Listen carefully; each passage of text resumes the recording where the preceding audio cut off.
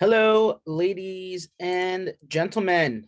Welcome to 2023. It is Tuesday, January 3rd. This is the very first MSP Initiative Live of the year. Welcome, guys. Well, we made it through the holidays. Hopefully without any any issues. I didn't hear of any major industry-wide security-related problems. So that's good news. And ultimately, we are happy to make sure everybody got a little bit of a recharge. I still stand by, and I've been saying this for weeks now, that was the absolute busiest December I can remember in probably my entire professional career. That I was taking full load days of phone calls up until the very last day, going into weekends on both Christmas week and New Year's week. And man, did a lot of stuff happen at the very tail end of the year, which was absolutely fantastic. I'm not just talking projects, right? I'm talking prospective new calls. I'm talking new stuff that popped into the calendar for the first time. Wild, absolutely wild, as if the two holidays were just not in the fold. I think somebody said in the one of the last calls that was the first time since 1994 that Christmas fell on a Sunday. And then I would think that New Year's probably falls on the Sunday as well. So obviously it takes a really long time for that alignment to happen, but imagine how much more productive we'd all be if all the holidays butted up to a weekend and then you just took the 3 days off for the weekend. And then you don't disrupt things like square in the middle of a week, but I digress. I'm sure everybody navigates those waters one way or another. I'll tell you, I like it because it's like a continuity thing, right? Instead of breaking up your schedule, stop, start, right? You can power through, take a nice break, jump back on. I know it's been popular for many years, like the idea of just like a 4-day work week, right? Instead of 5 days and just everybody has a 3-day weekend, but not sure if I believe all of the stats that come out of that.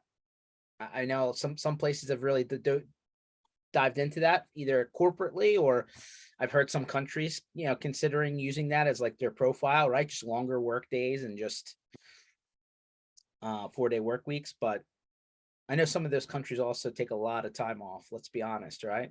Siesta and fiesta and all those other things in between. Maybe not the US way of doing things, but there it is. Hopefully everybody recharged. Hopefully we're ready to jump into the year. And I'll tell you, it's in planning out the year. I spent a little bit this morning just looking at, I don't know how everybody plans with their other significant others, right? And taking away time, right? I know Keith Nelson probably has a professional person that does the calendar, and very nice to put onto the I got to do that myself, Keith. I'm sorry. So I was literally creating effectively very simple Word calendars. It's like a little template, go in new, hit calendar, and I give these to, the other half so that it's graphical, it's on the refrigerator, right? You can't go wrong. You don't have to go and look up if that's a Saturday or a Wednesday, and kind of highlight the days that I'm trying to be out until I get a hard stop on her side, and then have to figure out what we need to do. But 2023 looks already to be super busy. Have you looked at the schedule yet, Keith? No, and actually I like to do my own scheduling because I like that control and to juggle and to, prioritize, because I think that's important. If you do everything that's thrown on your plate, you'll get nothing done. 100%. You'll be, running in circles. I think the end of last year was busy because there's some anticipated tax changes. I think that came into play, some business investment and some uncertainty where people wanted to get things in line. When you look at some of the stuff we do, you do, I do, it could be cost savings over the next year if implemented correctly. So I think people were looking at the end of last year, I got this theme of people wanting to rally, circle their wagons, understand what they had under their hood, be very nimble, be ready for growth or shrinkage. I mean, I hear it both ways, right? Yeah. And so I think people are just saying there's going to be an end to the free money. I think everyone agrees with that. So, you're getting whatever PPP and tax credits and Some of it was like, boy, why am I getting this check? But we got it. And or a very big just tax credit, right? yeah, The, and the, I think people are looking I at being just- just more in command of their business. And I think that's where you come into play. You know, a lot of the technology providers come into play. I just got one of those, hey, tax things you need to know for 2023. And one of the very first thing I saw at the top of this kind of newsletter style email was that the tax returns are now many pages longer this year than in prior years, and to be prepared to have to dig up more information and that to pay more to get your taxes done, CPA to prepare all the forms because it's like 20 additional pages. And I'm like, 20 additional pages. Wow. Okay. Guess they're And there's asking more harder questions. consideration for people that have business use of the home. Yeah. I mean, that's the one thing COVID did was kind of tried to eliminate that write-off. I mean, I would say a lot of people are working from home. There's no question about that. I think that'll continue for a large degree. And I'm sure the calculation is the mean testing to be deductible. Correct. And then the other thing I saw was the litmus test for the end of holiday, like company gifts, right? If you were to, provide any sort of employee-based gift at the end of the year, what qualifies as taxable versus not taxable? And I was like, oh, that's fun. Probably wanted to read that before, then not after, for the people that gave away a lot of employee gifts, but I digress. Welcome to the podcast today, Dennis O'Connell. Unmute when you get a chance, Dennis, because I feel like those shirts are floating around. Unmute. You're on camera. Welcome. Nice shirt, George. Where'd you get it? You look awesome. I know. This is actually a really nice one. I feel like I have a lot of people who are sending me shirts now to rotate through, but you were one of the original 3 or 4 that I had, kind of in rotation. By the way, quality shirt. Love it. And for anyone that doesn't know, Taylor Business Group, we'll get into that to in a second, but I got this shirt at the Taylor Business Group big in Fort Lauderdale last year at the Diplomat Resort. That event is coming back again this year. Yes, so it is. Too far in your planning for the year, I believe the dates for that are in August. Is that right? August 24th, 25th, and 26th at the Diplomat Hotel in Hollywood, Florida. Circle that on your calendars, guys. That was a pretty nice event. Wasn't there a Diplomat Hotel in Hollywood, California as well? I kind of remember it being a famous hotel, but that's not important. Yeah, this is called the Diplomat Beach Resort. It's literally right on the water. Can't go wrong. If you're an old person in this industry, it's where Autotask Live was. Autotask Community Live. That was the last one. Yeah. Seasoned individual. Yep, that was before, seasoned individual. Okay, I hear it loud and clear. By the way, you're talking about wearing shirts. Someone sent me a Facebook post of a guy who's in the business that gets vendors to send him shirts that he'll take a picture in his sports cars. And I wish I knew the guy's name. And I'm going like, maybe I should do that. That's interesting. Yeah. I know that's a pretty good theme, right? With a lot of people, right? They like to take pictures of people in shirts in different places all over the world, but sports cars, that's a nice theme. I like that. And he just had a Camaro. Can I get that for like NFL games? I can do that one. That's easy. I'll take pictures in my little cars. Send me a shirt. I can send you a shirt. I send you stuff all the time. I still owe Matthew. You're awesome. I still owe Matthew Fox some stuff. Maybe I'll send him his teal M&Ms with some other stuff. I send you cigars all the time. You got to spread the George. Someone handed me the mug. I think Alex handed me the mug. Nice mug. Very nice. George, you want to send me a shirt so I can take a photo in the steam powered Jeep. We've been talking about this thing for months. I have a whole theme behind this. Don't worry, it's growing in my head. By the way, if anyone buys socks, I say this all the time. John's Crazy Socks is an individual I coached in Special Olympics years ago.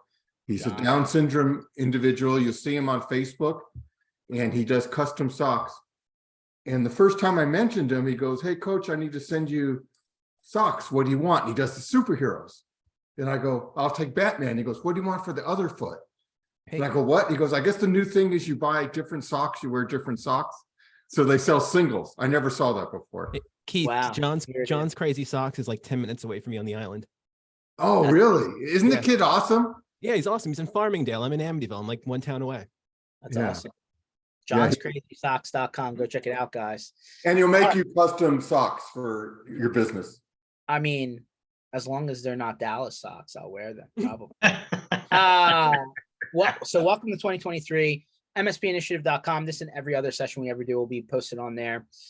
Today's special guest, if you don't know him, Dennis O'Connell from Taylor Business Group. Dennis, like, for anyone that hasn't run in the Taylor Business Group before, I hope that's nobody, but I'm sure there's some people out there. What is Taylor Business Group, and why would anyone pay attention to that? Why Taylor Business Group? What is it? We do business improvement groups for managed service providers. Business improvement group is 8 to 12 non-competing business owners, typically around the same size, that have a desire to grow, be more profitable, and have an eye on evaluation, whether it's next week or 20 years from now. And then what makes us unique, probably the thing that makes us unique across all the different peer groups, is our roadmap to profitability. It is a financial reporting and modeling tool that's designed to work with any accounting package. And it is a visual graphic interface that through time teaches most of the business owners in the MSP space are not accounting, don't have accounting backgrounds. Helps you to understand your books, run your business better, and start to have that understanding of what it takes to be financially sound. So that at some point in time, we will all exit our business, and we all want to exit it at the top. All right, perfect. So this perfect time, because it's literally 3 days into the year. I Mhm. bet you a lot of people are still trying to figure out whatever they got to do to get to the tax guy in order, or girl, in order to like do the thing. But here's the problem, right? And I just saw an email that popped into my mailbox from my buddy Richard Tubb over in the UK. He said, working hard won't make your MSP successful in 2023. And I was like, huh? And I like got a little bit deeper. And I guess the theme was, hey, you can work as hard as you want, but if there's no plan, you may end up still kind of, negative at the end of the year, which, not, hopefully not, too competing here, Dennis, but we did have a gentleman, 3 or 4 episodes ago on from Service Leadership Connect company. And he was going through a lot of different percentages and benchmarks and all this other stuff. And he still puts out there that a majority of the MSP space literally does not make money at the end of the year. They're negative. And that's more than 25% of the entire, sub vertical that's being measured. I've heard them say that. Yep. And I was like, wow, I thought it was 20%. He said more than 25%. And I was like, huh, how about that? And I think, people, like the majority of MSPs out there, they say are sub 10 employees, and which is fine. There's nothing wrong with that. Not everybody needs to be a 100-employee company, right? Right, Keith Nelson? That's my point of view. But being under sub 10. But the theme here is to make sure that there's money at the end of the year. Like, so number one, you've paid yourself.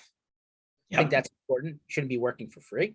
Number two, your people are taken care of, right? Yep. They need to pay their bills too. And like number three, like that the company's healthy, right? That you're not always running to worry about making sure your bills are getting paid.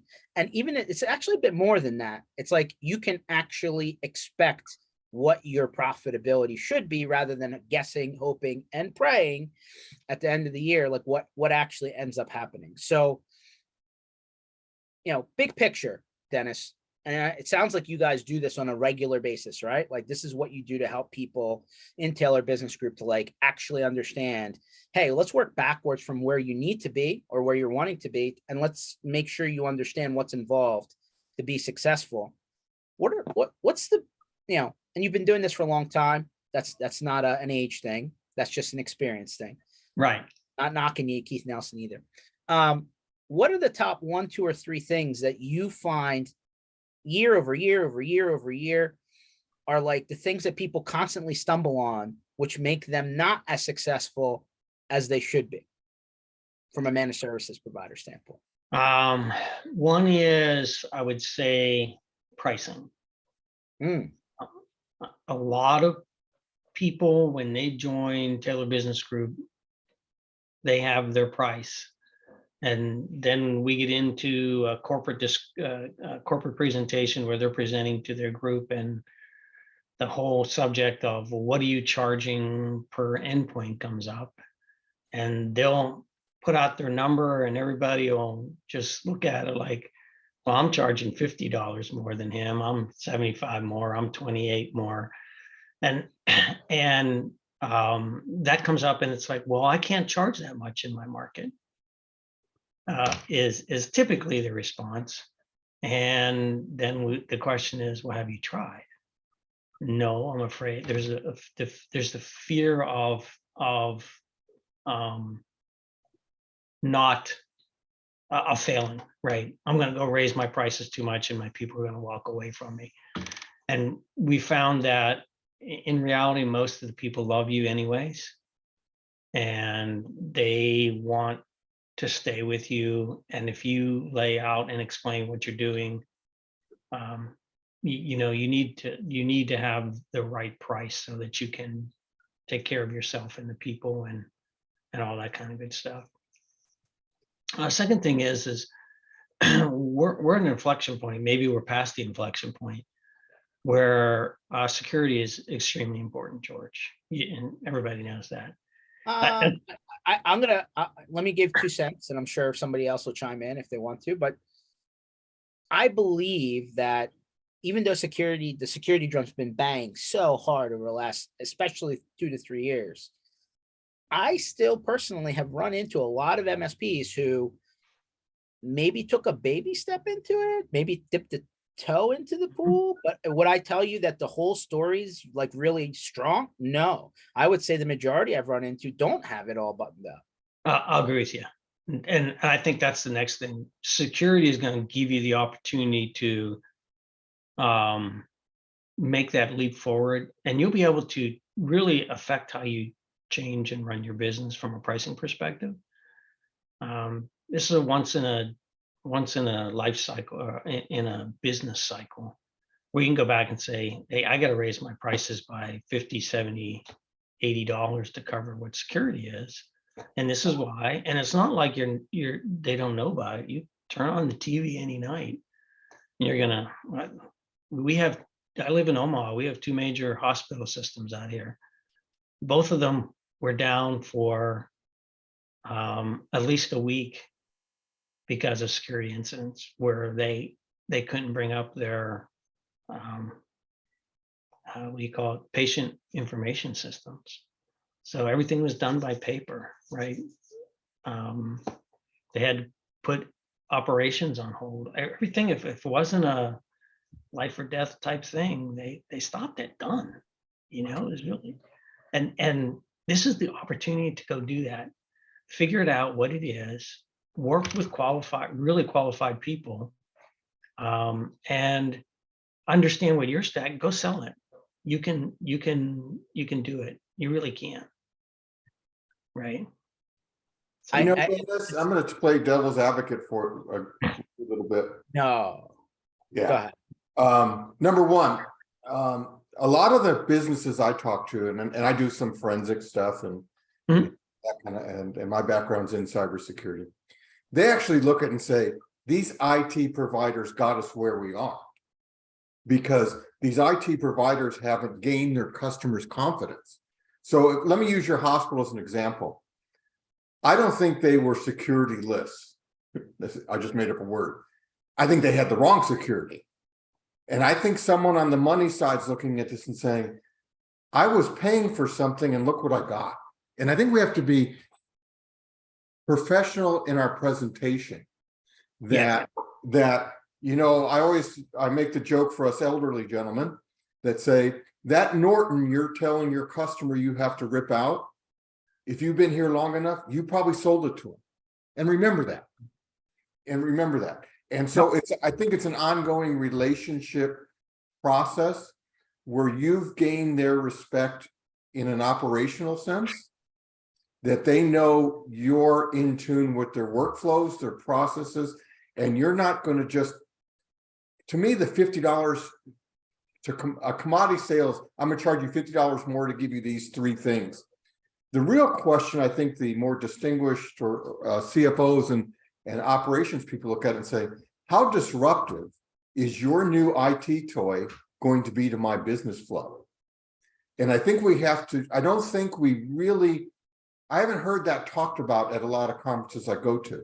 It's not just about the $50 per user. It's like, are you going to make sure you integrate all this 2FA and everything so that my sales guy can still sell stuff for me? Because that's what pays the bills, not your 2FA. I find that funny. Let me jump in real quick. I find that funny because you're having this level of conversation on one side, Keith. On the other side, you have, hey, my computer literally is so slow. The one my employer gave me, I literally had a conversation this morning, and this is how it ended up.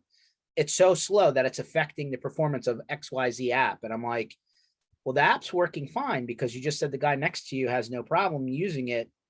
Your computer is a problem. And they're like, well, you know, I don't think I'm going to be able to get a new one from the boss. And I'm like, well, if we're still having this conversation in 2023, we're lost. Like, we shouldn't even be arguing this point. If you don't have the tools to do your job, I can add 1,000 things to the mix, and you're surely not going to be able to work at all. We're still having that conversation. Oh, we have that all the time. And we have and that's what I'm talking about. You understand the flow. You understand the fact that our little desktop is so minute next to their cost of labor. But you have to have the ability to have that discussion with your client. You have to have that business background. You have to start talking about burden rate and saying, you know, it's not just about the fact that in your example, that person's ineffective and inefficient. Key management studies tell you one employee not working actually disrupts 3 around them. So the deterioration of the workflow is, and the next thing is, you can't put genies back in the bottle. Remember that.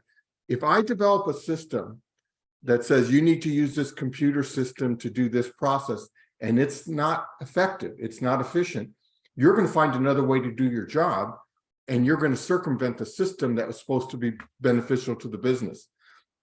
So there's a lot of moving pieces in that, but entry time and efficiency, you have to know how to measure that. That's what we did that's what we did for Boeing, is we got plane records out quicker and we had measurable results. Dennis, you've been around longer at this than I have. Again, that's a good thing. Have you ever seen a burden rate calculator? Of all the tools, and this isn't a knock on you, Keith, I'm talking big picture. I don't think I've ever seen any calculator to help anyone measure what the actual burden rate is. That would be a good tool to build. The CFO should know what you go in there, you mention those, you say, what I'm telling you is every day George fights with this program and wastes 22 minutes a day. And while his computer's loading his stupid program, he decides to talk to the guy next to him about the Eagles game because he's bored, right? That's what occurs. And so you're going like, then you start talking to CFO, how does that affect it? You go like, by the way, I could have solved this problem for $1,500. But I'm talking about the age-old problem of, hey, you come in, you solve all the squeaky wheels, right? You put the WD-40 in, everything's running smooth. And then a year later, they come back and say, what do we need you for anymore? Everything's working.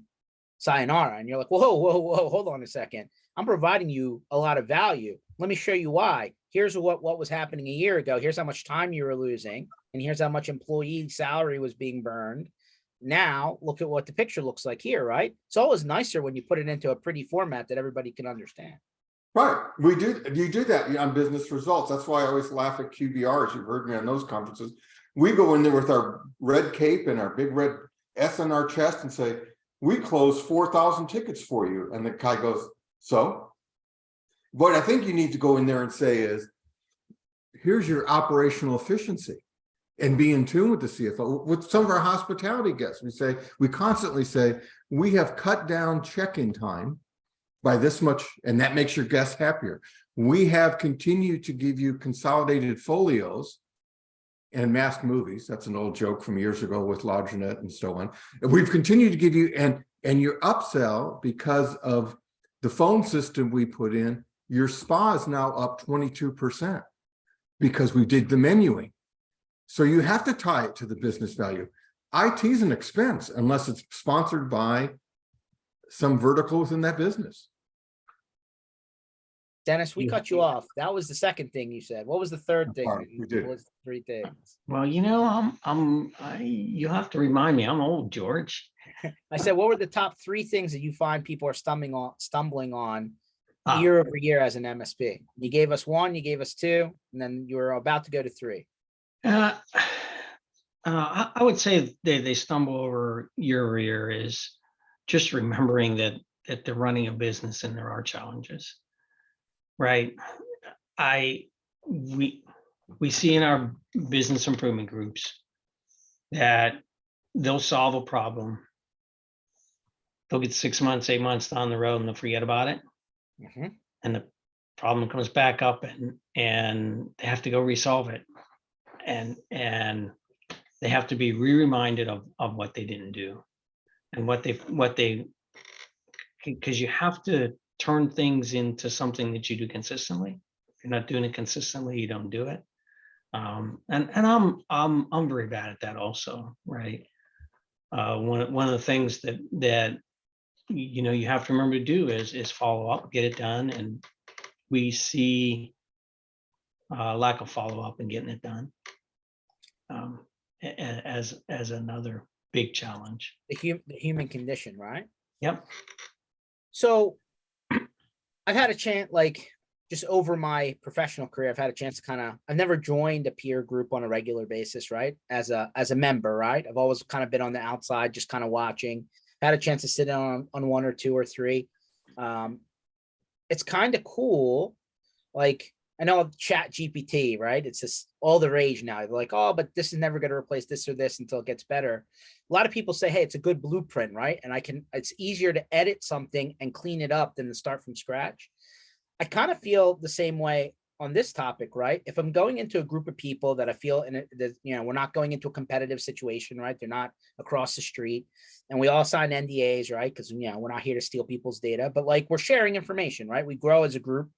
And if I can work backwards from where somebody else has really figured something out that I haven't even scratched the surface on for, man, that could be a year, 2, 3 of effort, or even just preparing for the next jump, right? You don't know what you're walking into until you're into the next phase. It's a lot easier to work backwards from something than trying to work from the ground zero, no? Oh, very much so. That's, I tell when somebody wants to join a peer group, whether it's ours or somebody else's, there's an investment of time and there's an investment of dollars, right? I can promise you that in our peer groups, you will get a lot more time back than you invest. Happens in different ways, right? It's like you said, I've never seen this problem before. How do I fix it? Right?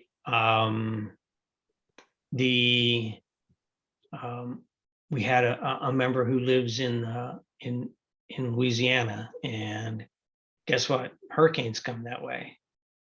So he was bullseye for Katrina. Fortunately, Katrina shifted a little bit to the east and missed him. But everybody in his group said, I'm freeing up a resource, right? So he went from an 8-person company from having 8 techs to 16 techs, just like that. That's right. Awesome. And then there's the thing about, I'm looking at a different vendor, right? I want to look at VoIP,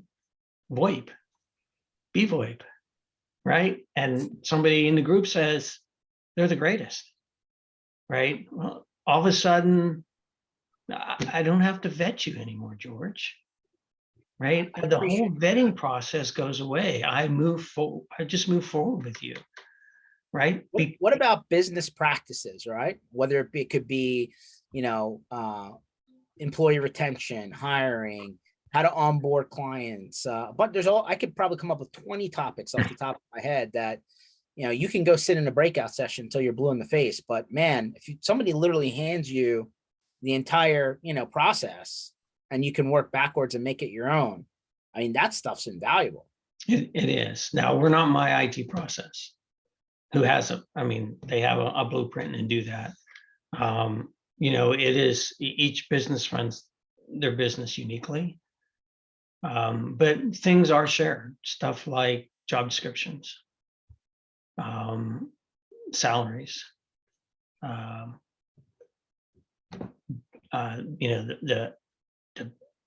and again, I go back to the vendor discussion, of what should be in your stack, how you're doing it, those types of things. So there is a large amount of sharing that goes on. I've heard, and again, I'm going back, and I'm not going to say names, just respect people, and what they've gone through, unless they want to share. But I've heard like, hey, my agreement's set up this way. I ran into a dispute with my client. I ended up going the distance, right? We went the legal path. This is how it ended up. And now I got to go back and revamp my agreements because it actually didn't work out the way that I thought it was supposed to work out. Like, man, that's a lot of pain. And then all of a sudden the people in your group just benefited from what's probably not a situation you want to deal with if you can avoid it. Right. So one of our members, lived through the Kasey event. He's still around.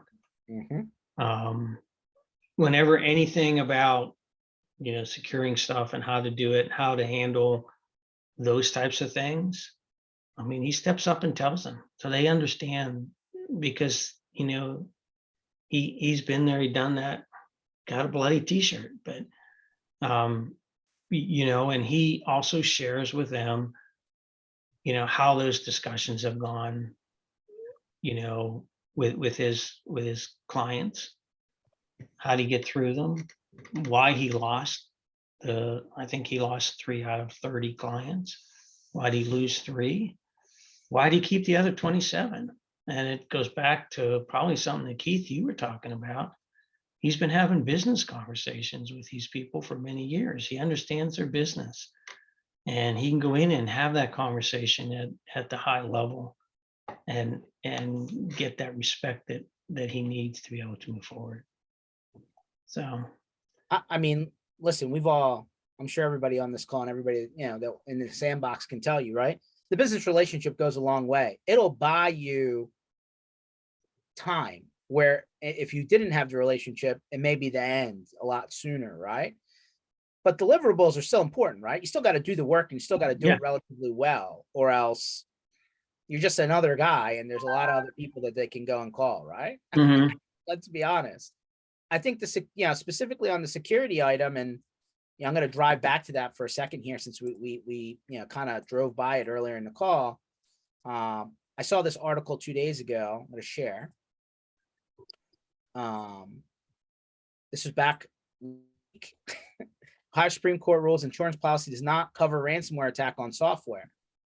I'll post this in the chat so you guys can read through it afterwards. But in a nutshell, this insurance policy basically said, hey, we're not covering the loss of this attack against your software. And they said the reason that it's not covered under general liability is because it didn't constitute direct physical damage to the data or the software. And then they said, therefore, it was not covered by insurance.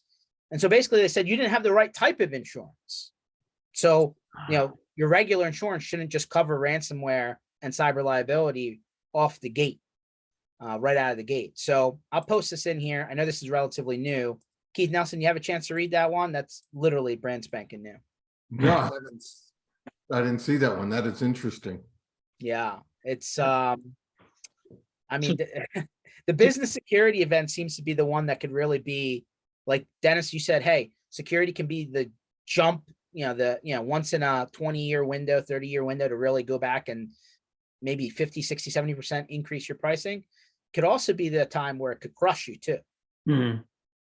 Yeah, and back to your earlier question, George, when it comes to sharing, our members do share their agreements, right? And if you're looking for a particular type of agreement amongst each other, they'll share it out, and you take some from column A and some from column B and some from column C, and you create your own.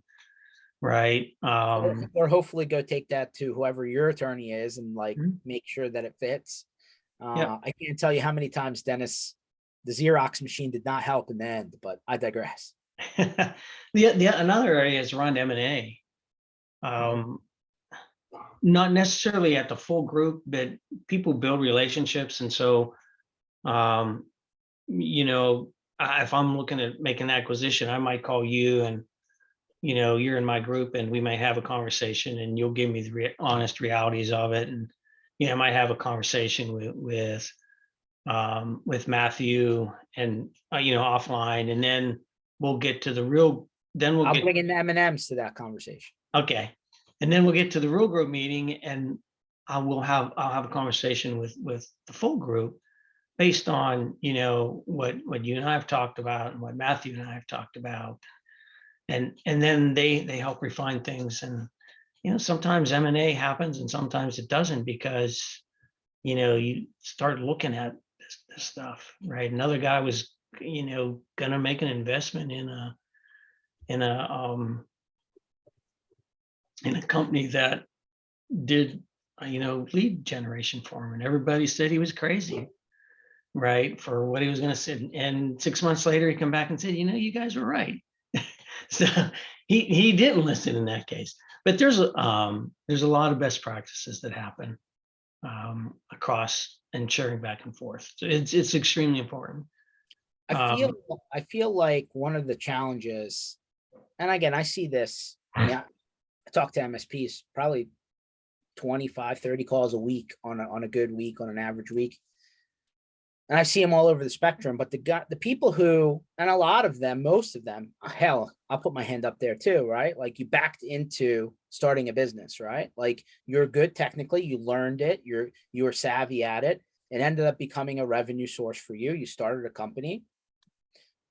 A lot of these people don't even know the right questions to ask, let alone understand what's good and what's bad. And I think that's where, for the longest time, Dennis, I mean, when I first came into this industry, let's call it 2000, 2001, right? I call it the heyday. Everybody had this castle mentality, right? I mean, like, it's like, oh, you're my competitor, I want to talk to you. And it's like, yeah, but they're probably doing this. They're running into probably the same problems you're running into, right? And like, there's actually something to benefit from multiple people learning together because they're all in the same industry, right? And it's not specific even to MSP, right? Restaurant people, attorneys, accountants, plumbers, every industry has something where if you kind of bring everybody together in a community type forum, you're going to learn more than you're going to lose. I think what the peer group does, and correct me if I'm wrong, is some of the stuff that you would be maybe not as open with because, you know, there's a privacy concern or there's some sort of business, you know, kind of, you know, information you're trying to protect. When you get into whether it's an informal peer group or in your case, a formal peer group, and you're all kind of putting your cards on the table, it kind of opens up conversations that you probably don't have otherwise. It formalizes things a bit. There you go. That's the word I was looking for. That's why I get the M&Ms. There you go. More M&Ms for you. Boom. So Dennis, like when you're talking to somebody and they're a little bit hesitant to join a group, right? How do you convince them to get past that, you know, worry barrier, right? Because I think that's where people get a little bit, you know, concerned, right, about throwing their information into a group. You know, George, and I've talked to MSPs doing this now for about 8 years. I've never had anyone really be concerned about sharing data. Surprisingly, you know, especially, I think it has to do with the fact that they're in an environment where there are no competitors. I have had, in the course of the 8 years of working with people to bring them into a peer group, I've had 2 people that have chosen not to move forward because they didn't want to share their financials. Okay. So That's a pretty good, like, single digit percentage there. well, that's like, yeah, like 0.000 something, you know. You got to put a few zeros to the right of the decimal point. But you know, it's not about sharing the data because they understand the confidentiality. And lots of times that people have made a mental leap that they are to the position where they want help. They've reached a ceiling of some, whether it's trying to break the $1 million ceiling. I don't understand my numbers. When's the right time to hire people? Whatever ceiling they're at. I've had people reach the $3 million ceiling and they go, well, I don't know how to get past that because now I need middle management. Well, you need middle management. That means you're gonna need to learn to delegate. Oh, I have to delegate and trust people. Oh, that's hard, right? Because this business has all been, it's the hub and spoke type thing where I'm the hub and everybody else is off this. Well, no, you have to start bringing other people into this. And so it's never about sharing information. It's about more often than not, it's they don't want to make the time commitment, George, which really surprises me. I feel like there's also like a carrot or stick approach. I feel like peer groups, I call it the stick, right? Because the other people in your group tend to hold you accountable because you got to show up on a regular basis and like actually have your homework done and like present to a group of people that ultimately know the business you're in, and they'll tell you that something's not right or you're doing something wrong, or man, you're not doing it right, like you're missing the mark. And sometimes that's hard for the person in charge to hear that, right? But it's definitely a necessary evil, I think. Yeah. When you talk about accountability, a couple of things that we do is if you're an EOS shop, we do rocks. If you're not an EOS shop, it's SMART objectives, SMART being strategic, measurable, attainable, relevant, and time bound. I want more money is not a SMART objective, right? I want to close 2 new managed service accounts by the end of March at $850 a piece. That's a SMART objective. And, there's the accountability part of it, right? And by doing that, I think that's the hardest thing for most people is you're an entrepreneur because you're a lousy employee, right? You don't take direction well. You like to, that's how we all start this thing. You get used to being your own boss, and now somebody's telling you what you need to do, or at least strongly recommending it, right? And then, in the one case that I mentioned earlier, he didn't listen to the recommendations, and it cost him a lot of money, right? And in other cases, they listen to the recommendations, and it saves them or it makes them a lot of money because Hey, Dennis, I got a question for you. Sure, Bruce. So, yeah, this is Bruce. So I asked the same thing of the guy from Dipple's group from Service Leadership. What advantage would there be going through the Tailored Business Group versus going through Pika's True Methods and the My IT process versus going through Service Leadership? Where are your strengths at? That's a great question. I would say our strength is really on the financial side. If you want to look at us compared to Service Leadership, they do benchmarks, we do benchmarks.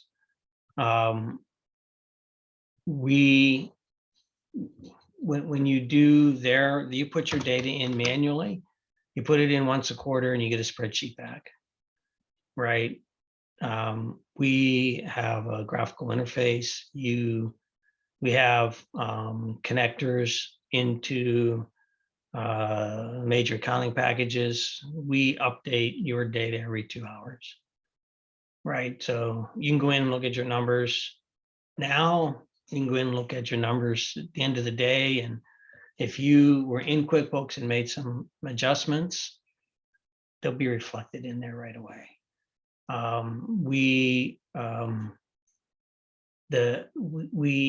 We teach people to run their business operationally from a financial perspective. What I mean by that, Bruce, is you're going to make a business decision today. You can go over to the tool. It's called Roadmap to Profitability. It's also a modeling tool. You can put in stuff in there that shows and models what you want to do. You can understand what the implications are on that because it adjusts all the numbers. your profitability, your service gross margin, if it's a sales change, your sales margins, if it's an admin change, it's whatever. It all reflects up to what your bottom line is, your profitability. And you can understand what that is. Now that you've understand the financial implications, you can come back over and make an intelligent business decision. Now, whether you choose to move forward with that business decision or not is up to you. And I'll give you an example. If you're a 3-person shop and you want to add another tech, guess what? It's going to ruin your profitability because of the level up, the high level, unless Right. you're going overseas, right? If you got 40 techs, you want to add another 41, that's not much of a bump, right, in overall salaries. But go back to the guy who's going from 2 techs to 3 techs, right? You need the business decision, if you looked at it from a financial perspective, says don't do that. But you understand that you're bringing 2 new clients on. My two existing techs are dying. They're working 50, 60 hours a week, and they're getting ready to quit if I don't. And my business will crater if I don't do this. So even though you're going to make a business decision, go over, understand the implications, come back, make that the business decision, yes or no. And in the case of the scenario I laid out, you go forward anyways. It's going to take a hit, but that you have stuff coming down the line. Your profitability is going to come back, and you're going to grow that one more person, and then you're going to go from 3 to 4 techs, and assuming you want to, right? Then you go to 4 to 5, 5, 6, and so. But you're making a business decision, right? Tool costs. You want to add some new tools. What does that mean? Well, if I go add these new tools, it's taken away from profitability. Am I going to raise my prices to do it? Right. So what you're saying is you have the modeling that helps people answer those questions. Do I charge this as a loss leader item, or do I put it at my cost, or do I put it the correct margin on it? Yeah. And then you can see the bottom line. And how far out into the future do you forecast that out to see my return on investment of hiring this tech will be X number of months or years? So we're not doing the forecasting out, Bruce. What we're telling you is what it means in today's world. And then you do the mental forecast. So if I'm making 10 points to the bottom line to hire somebody, I can tell you that in today's environment, if you hired that guy today, instead of making 10 points to the bottom line, you're going to make 5 points to the bottom line. Yeah. Or 0 or minus. Or minus, yeah, whatever. But then you on the other side are saying, you can look out and say, I am getting ready to close this much extra revenue.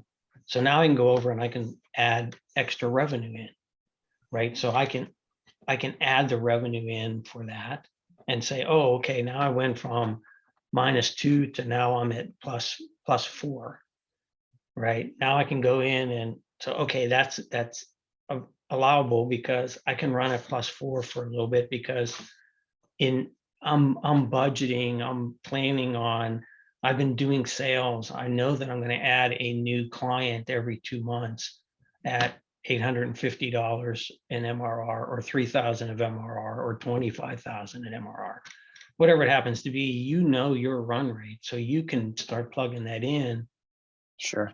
To model to build it out. What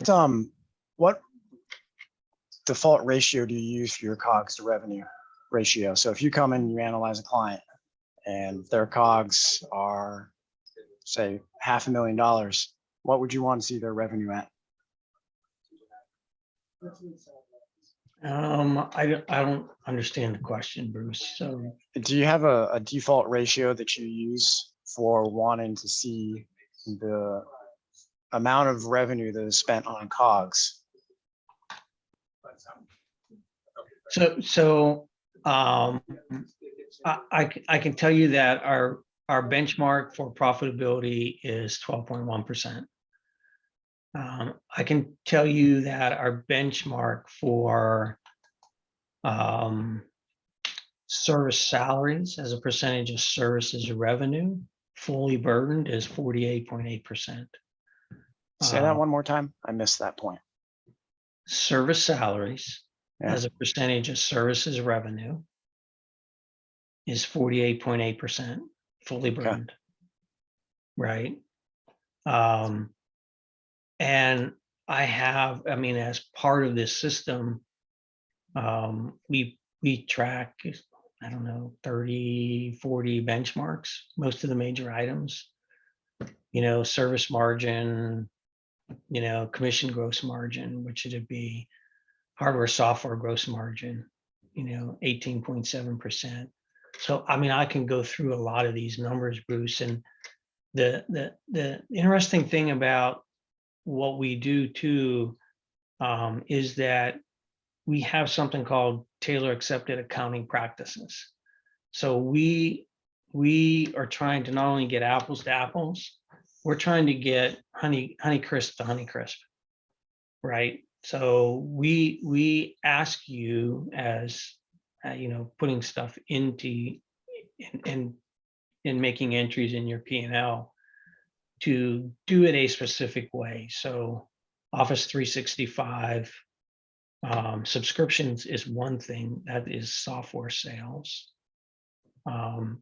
The what you do on top of it, for example, you're charging them $5 to back it up, that's monthly recurring revenue, right? You don't take the $10 for you don't put all, let's say if one was 10 and one was 5, you don't put all 15 into recurring. It's not. Sure. Right. So you start to understand how the different structure is laid out. You start putting stuff in your P&L that way, and now you're getting best in class across how you're doing it. And what we find is that once you start doing that, you can start having those conversations with everybody, not only in your group, but outside the group, right? And really move forward intelligently and strong. Yeah. Speaking of apples to apples and Honeycrisp to Honeycrisp, have you solved the riddle of getting good labor data and time data out of the various PSAs? That So is, that, go ahead. I mean, that's just, we switched between PSAs, and one PSA that we had great labor data that came out of it, dependent upon text putting it in, but I could always extrapolate out, I could just take a guess that 30% of the labor wasn't put in there. So I made estimated guesses, but in another PSA, it's just garbage data. It's really difficult to get the labor data out. I will tell you, Bruce, we're working on that. And that's something that's going to be part of the system in 2023. So we're really looking at it more from a contract profitability. So how, what are your contracts that are profitable, and being able to rank them down.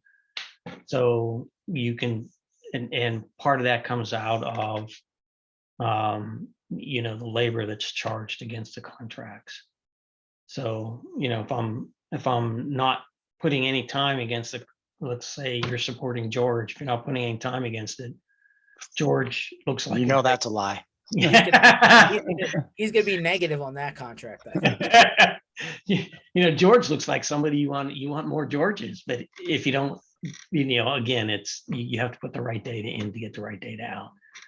But yeah, that's something that is part of the 2023 roadmap, and actually is being worked on now. I know of I know of an MSP who joined Taylor Business Group, I think in less than 2 years. I'm not gonna give any names, but less than 2 years in, he didn't grow his gross revenue. It kind of maintained, but his profitability went up by like 3.5x. So it works. You just gotta know where to start, understanding how your math works, right? And I think that's started this in the beginning of the call. I think it's worth saying it again, right? I mean, this is where the rubber meets the road. Do you actually make money at the end of the year? Are you actually getting paid? Are you working for free, right? Like, where are you spending money in your business? Number one, I think that's important to know. If you'll let me share, I'll show you the poster child, the person you're talking about. Okay, if you think that that's okay, go for it. There's no names on it, and he's okay with me sharing it. Go for it. Host disabled participant screen sharing. Sade, can you fix that on the back end? I don't have that button on my side for some reason. Yes. Give me one moment. But you're right, George. He's $1.5 million, and at the end of he's finishing up his 4th year, but this is his first 3 years. So You should be able to Yep. share now. Perfect. so you can see, he 7%, 14%, 20%, $1.5 million, $1.5 million, $1.7 million, 100,000, 215,000, 353,000. There it is. And that's what it's all about, right? 2022 will be down a little bit. His salesperson decided that he was going to go out and start a competing MSP and took some of his revenue away. But I'll stop sharing. But that's the poster child, the person I think you and I are both talking about. I think it is. Yeah. So again, but those numbers are, it's the difference between making a little bit of money or walking around saying, man, I have some money to spend. I should plan into the future, or maybe make an investment somewhere, or, figure out, like, now that you have it, what can you do with it? If you don't have it, you're SOL, right? So He bought his building. So that's good. now he has another company that owns the building, right? So he's leasing it out. So if he ever decides to sell the business, he still has the building, right? You start thinking differently, right? It's the little things like that he has the capital to do it now.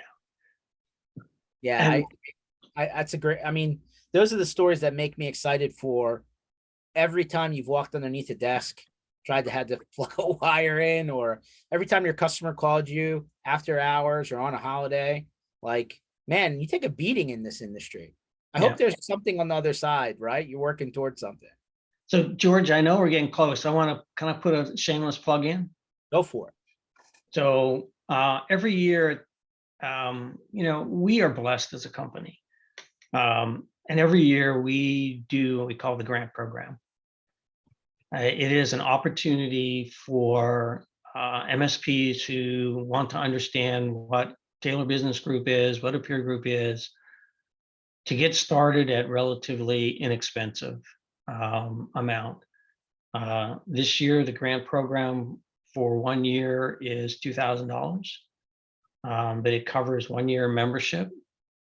It covers your onboarding, and it covers a ticket to the big conference. So if you would like to do that, I'll slap the right. I'll slap URL in here. Sure. But the ability to apply for a grant is available through the end of next week.